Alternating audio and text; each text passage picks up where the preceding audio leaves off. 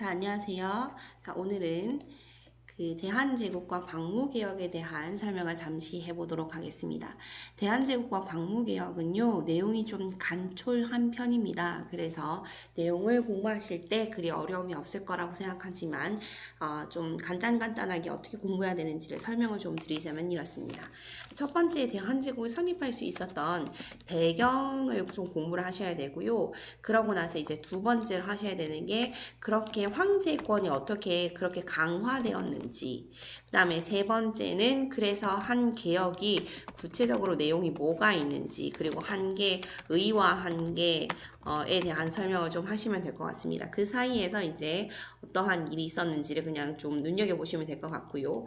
우선 시기는 1896년 97년부터 있었고요. 그 다음에 나라가 망하는 게 1910년 8월 29일이니까 그때까지 있었던 전체적인 일이었구나를 생각하시면서 공부하시면 좋을 것 같습니다.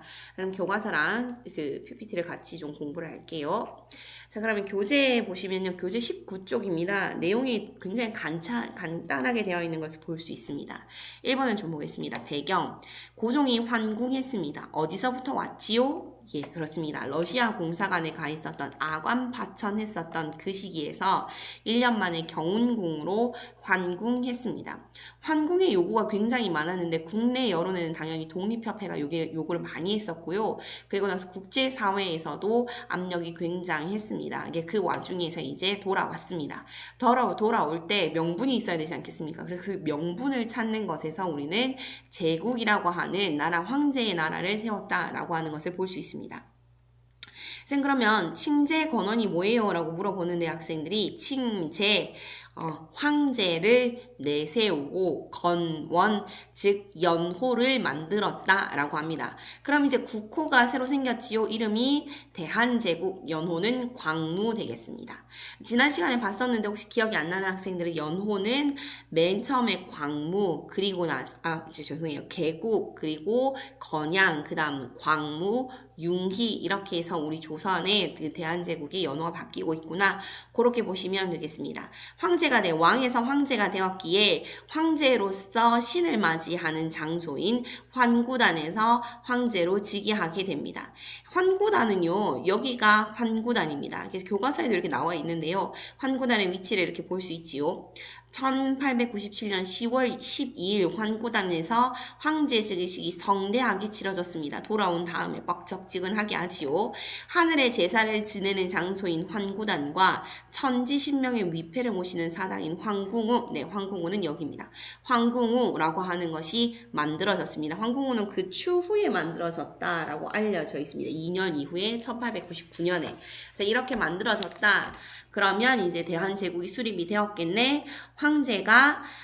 서양식 황제복을 입고 있구나라는 것도 확인을 할 수 있고요. 전쟁 직후에 황궁과 남아있는 모양새가 보이지요. 그래서 우리나라가 그 당시에도 가지고 있었구나라고 하는 것을 확인할 수 있습니다. 1897년에 이제 만들어졌던 그 환구단, 황궁우 같은 것은요, 1913년에 일제가 황구단은 없앴습니다. 요 모양은 없앴고요. 나머지 이제 요 황궁우는 계속 남겨두고요. 그 자리에 철도 호텔을 만들어서 호텔에서 사용을 좀 했었습니다. 그러니까 굉장히 경멸스러운 조롱하는 듯한 모양새가 보이지요.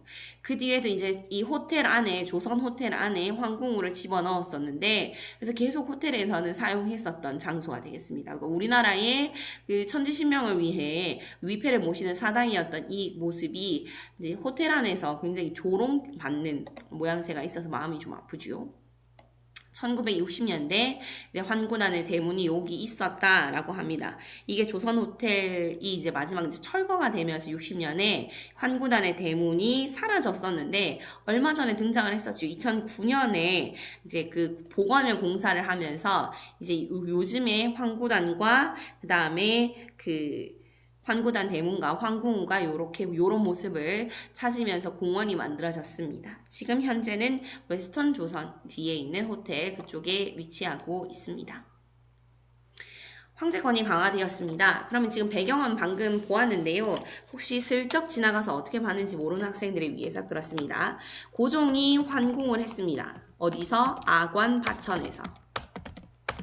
그리고 러시아와 일본이 세력 균형을 이루는 상황, 즉 그러니까 국내에서는 고종이 러시아 공사관에서 돌아왔고 그 다음이 국외적으로는 러시아와 일본이 싸우지는 않고 계속 째려보는 약간 그 냉전 상황에서 세력 균형 상황에서 그러면 우리가 할 수 있는 최선의 상황은 무엇일까? 그렇지. 그러면 나라를 세워보자. 나라를 황제를 중심으로 세워보자 라고 이야기를 하고 있습니다. 그래서 교과서에 보면은 교과서에 이렇게 나와 있죠. 러시아와 일본이 무력 충돌을 자제하고 세력 균형을 이루게 되었고 외세의 간섭도 상대적으로 약해졌기 때문이다 라고 할 수 있겠습니다. 자, 종이층 관계로 잠시 쉬어보았습니다.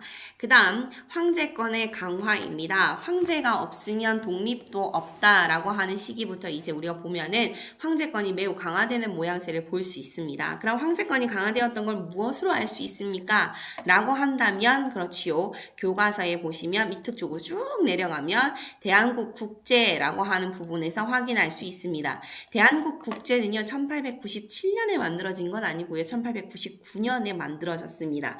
내용은 그 헌법과 거의 유사한 내용처럼 느껴집니다. 1조 대한국은 만국이 공인한 자주 독립 제국이다 라고 하는 내용이죠. 그럼 이러한 것들에 대한 내용을 잠시 채워볼게요. 대한국 국제에서는요 우리나라의 자주 독립을 표방했으며 전제 황권이 있다 라고 하는 것을 규정했습니다. 그 전제 황권이 있음을 어디서 볼 수 있느냐? 뒷페이지에서 확인할 수 있으니까 같이 한번 봅시다. 네. 자, 대한국은 만국이 공인한 자주 독립 제국이다. 그쵸? 그러니까 전제 정치를 한다라고 하는 얘기가 1, 2조가 되겠고요. 3조에 무한한 군권을 가진다. 군사적 권한을 가진다. 6조에 법률을 제정하는 입법 그리고 뒤에 그 이에 집행 사법에 대한 이야기를 하고 있고요. 9조에 보면 사심 파견 조약 체결 외교권에 대한 이야기도 각종 이야기를 하고 있지요. 그래서 군 통수권과 입법 사법 행정 외교권을 모두 다 가지고 있는 전제 황권이다 라고 하는 것을 사료 읽기에 담아 놓은 겁니다. 그렇죠. 그러면 황제권이 그만큼 강화되었구나 라고 하는 겁니다. 그럼 그쯤에 어떤 일이 벌어져야 하느냐? 고종이 독립협회를 해산시키는 일이 있어야 되겠습니다. 왜 독립협회를 해산시켰습니까? 독립협회는요 원하는 방향이 입헌군주제 그리고 우리 국민이 모두 참정권을 가지고 있어야 한다라고 하는 국민 주권 이야기를 좀 하지요. 그래서 상충됩니다. 그래서 이것을 해산시키는 데 사용했었던 것을 우리는 알고 있지요. 뭐라고? 황국협회와 함께 해산하는데 이 사람들은 보부상, 보따리 장사와 등짐 장사를 하던 사람들이었다. 그래서 그 사람들과 함께 싸움을 벌이니까 니도 해산, 한국협회도 해산 이러면서 둘 다 해산하는 모양새가 있었습니다. 그러고 나서 대한국 국제를 반포했습니다. 이해하시겠죠? 초기에는 독립협회 의호적, 왜냐하면 독립협회는 독립을 얘기했으니까 뭔가 같은 시작점은 같구나라고 해놓고서는 독립협회를 해산하고 나서 그리고 나서 대한국 국제를 발표하는구나 그렇게 보시면 되겠습니다. 자, 그 다음 광무개혁입니다. 교과서를 이제 올라가시면 되겠지요. 교과서 올라가시면 205쪽입니다. 자, 광무개혁은요, 이름 자체가 광무년, 그렇지, 광무가 연호니까 그때 있었던 개혁을 전체적으로 이렇게 부르는구나. 광무개혁의 추진 방향은 이렇습니다. 네, 구본신참이지요. 쌤, 구본신참이 뭐예요? 뜻을 알려드릴게요. 뜻은 이래요. 옛 것을 근본으로 삼고 새 것을 참고한다. 그러니까 옛날, 근본 본자, 본, 새로운, 신, 참고할, 그래서 구본신참인데 정말 그때랑 유사하지 않습니까? 뭐요? 동도서기론이라고 하는 것과 제가 보기엔 좀 느낌이 비슷합니다. 온건개화파가 주장했었던 내용과 굉장히 유사하죠.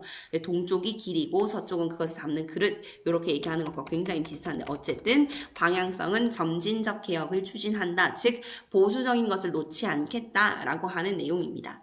자, 우선 교과서를 보시면 먼저 황제권과 국방력을 강화하기 위해 라고 되어 있지요. 그것을 줄이면 이렇게 됩니다. 황제권 강화를 위해 무엇을 설치하였다. 원수부를 설치하였다 라고 합니다.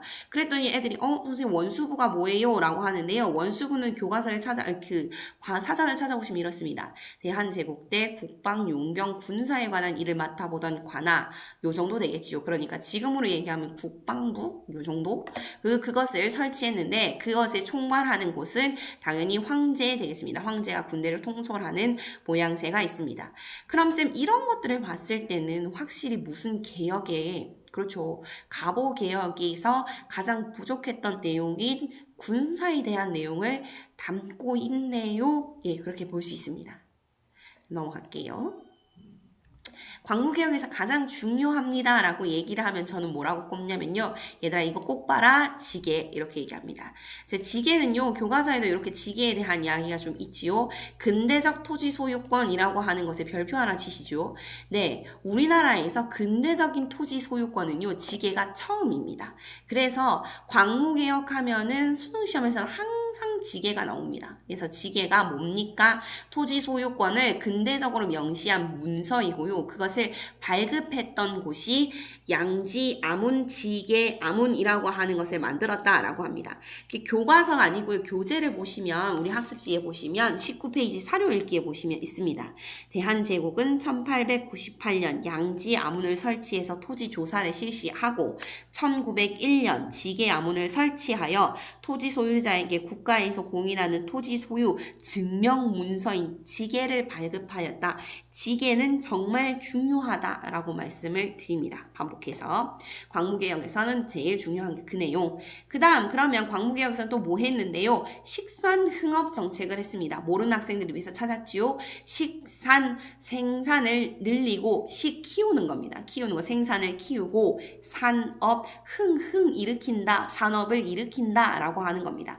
그 내용 안에는 상공업 진흥책 그 다음에 근대 시설을 확충하고 실업학교 유학생 파견하는 모양새가 있습니다. 그래서 우리나라에서는 드디어 상공업. 그럼 선생님 이것도 역시 그렇죠. 갑오개혁에서 한계점으로 지적된 것을 식산흥업으로 풀어보려고 한 겁니다. 그러니까 갑오개혁의 한계점이 국방과 경제력을 산업의 진흥을 이 광무개혁에서 이루는구나. 그러니까 배우고 있구나. 뭔가 부족한 걸 느꼈구나 라고 하는 것을 알 수 있습니다. 그리고 교통통신의 발달이 있는데요. 다양한 내용이 있습니다. 교과서에 보시면 뭐 전화를 가설하고 그쵸? 우편 전보망을 확충하고 전차선로 철도 부설 통신 교통 사업을 발전내는 모양새가 이때 있었구나. 여기까지가 개혁입니다. 광무개혁. 자 그러면 광무개혁의 내용을 정리를 하면 무엇입니까? 국방력 강화, 국방권을 강화하기 위해서 원수부 설치하는 이야기가 좀 나오고요. 그 다음에 지계가 제일 중요하고요. 지계를 발급했다더라. 그 다음에 식산흥업을 위해서 상공업을 진흥시키는 모양이 있구나. 그게 대부분 광무개혁의 내용입니다. 그러니까 뭐 정치나 사회나 그런 내용보다는 좀 국방이나 상공업에 치중하는 것이 내용입니다. 자 그러면 정리를 좀 해봅시다. 지계 발급인데요. 지계는 교과서에도 있고 교재에도 있고 그 다음에 우리 지금 PPT에도 띄워놨죠. 그러니까 그만큼 지계는 중요하네. 그렇고 이제 광무개혁의 의와 한계입니다. 광무개혁의 의는요. 국가의 자주독립과 근대화를 지향했다더라. 특히나 교육, 상공업을 진행했습니다. 근대시설을 확충하려고 했었어요. 라고 하는데 선생님 교육은 도대체 뭘 했길래 실업교육 그렇죠. 상공업 진흥하려고 했었고요. 근대시설 확충 전화, 전신, 철도, 전차 같은 것을 확충하려고 하는 모양새가 있습니다. 한계점은 많아 보여요. 뭐가 보일까요? 민권 보장이 없고요. 집권주의 보수화되고 있고요. 열강의 간섭으로 큰 성과를 얻지 못했다는 좀 한계점이 좀 큰 개혁 중에 하나 되겠습니다. 자 그러면 이제 전차를 좀 보여드릴게요. 교과서에는 전차가 없어요. 그래서 전차가 이렇게 있었구나. 그러면 그 당시에 전차는 이렇게 생겼었네. 다음 편이 우리나라 최초의 전등이 들어왔었네. 우리나라 최초의 전등은요. 어디서 만들어졌냐면 지금 여기 그림이 띄워놨는데 경복궁 안에 들어가시면 건천궁이라고 하는 곳이 있습니다. 거기서 우리나라 최초의 전등이 들어왔습니다. 그 당시 전등을 우리나라 손으로 직접 만들지 못했기 때문에 그 미국의 에디슨 전기회사 지금은 제너럴 일렉트로닉이 된 거기에서 와서 직접 만들어주고 전기를 생산해 주었다라고 얘기를 합니다. 깜짝 놀랐다고 하죠 사람들이. 전등이고요. 다음 전화입니다. 그러니까 우리나라에서 지금 이제 전화라고 하는 것은 너무 일상적이라서 언제 들어왔는지도 관심이 없을 수도 있는데요. 전화가 처음 개설되었을 때 사람들이 깜짝 놀랐었죠. 아, 이렇게 먼 거리에서 옆에 있는 듯이 얘기를 한다니. 그리고 옛날에는 전화를 어떻게 했어요? 이렇게 교환수가 직접 그러니까 전화를 들기만 하면은 교환수가 어디로 전화 옮겨드릴까요? 그러면 어디라고 하면 이제 직접 선에 꽂아주는 모양새가 있었다라고 알려져 있습니다. 네, 아직도 남아있는 말이 있죠. 전화를 걸다라고 얘기를 하죠. 왜 그러냐면 그 당시에 전화기는요, 고리에 걸고, 그러고 나서 걸고 있다가 얘기를 하는 그 상황이었기 때문에 아직도 전화를 건다라고 하는 표현이 있습니다. 고리에 거는 것이라서.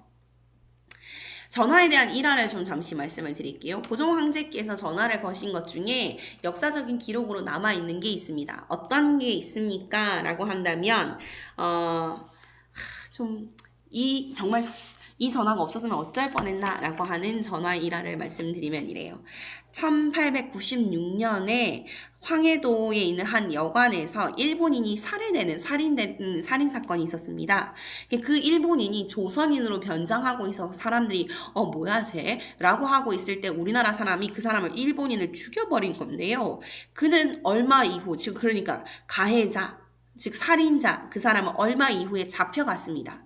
어떻게 잡혀갔느냐? 네, 이렇습니다. 벽에 직접 포고문을 걸었습니다. 나 어디 사는 누구누구요 라고 하면서 조선인으로 국모를 시해한 일본인을 죽이는 것은 당연하다. 그러니까 그 일본인을 착각한 거예요, 사실은. 일본인이 국모를 시해한 사람일 것이다. 왜 조선인으로 변장하고 다니느냐라고 해서 그 사람을 눈여겨봤던 어떤 사람이 조선인으로 국모를 시행한 일본인, 그러니까 1896년이니까 95년 이후 을미사변이 있었던 그때에 국모를 죽였던 일본인으로 착각을 하고 이 사람을 죽여버린 겁니다. 근데 그러고 나서 이 사람은 포고문을 걸었어요. 나 어디에 사는 누구누구요 라고 했는데 그 당시 그 사람이 20살이었습니다. 살인자 20살. 이름은 김창수. 원래 이름은 김창암이었는데 김창수로 개명을 했었습니다. 그 사람은 잡혀갔지요. 그래서 이제 사형의 날짜만 잡고 있었습니다. 해주 감옥으로 갔다가 인천 감옥을 오가면서 사형 집행이 언제 될 것이냐라고 기다리던 그때쯤이었습니다. 정부에서는 그 당시에 일본의 눈치만 보던 시기였기 때문에 일본인을 죽였던 이 사람은 반드시 사형에 처해야 한다.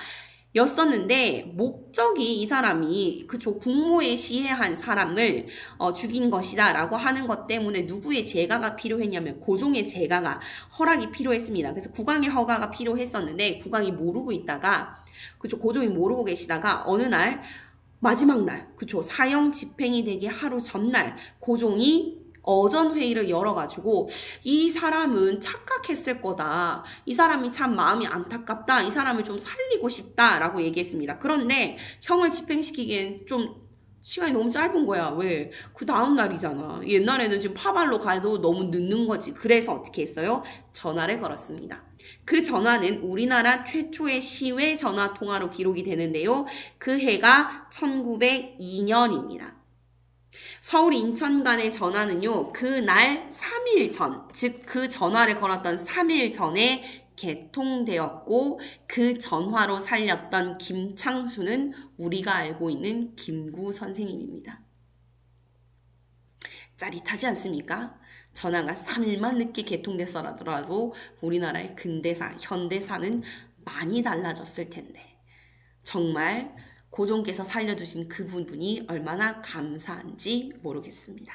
자, 그럼 전화의 개설까지 했고요. 교과서에 보시면 그렇구나 라고 하는 부분에 아름다운 석조전이 보입니다. 쌤, 석조전이 이렇게 생겼네요. 그 석조전은 되게 예쁘니까 가봐야지 이렇게 생각하신다면 그것도 좋은 방법이긴 한데요. 그 당시에 이렇게 사치를 했었다라고 하는 기록입니다. 얼만큼 삭치를 했느냐? 아이고야, 어마무시하네. 그죠? 교과서에 나와 있기로 뭐라고 돼 있냐면 고종이 석조전을 짓는데 당시 돈 300만 원이 들었는데 지금으로 얘기하면 2,500억 원입니다. 엄청나죠?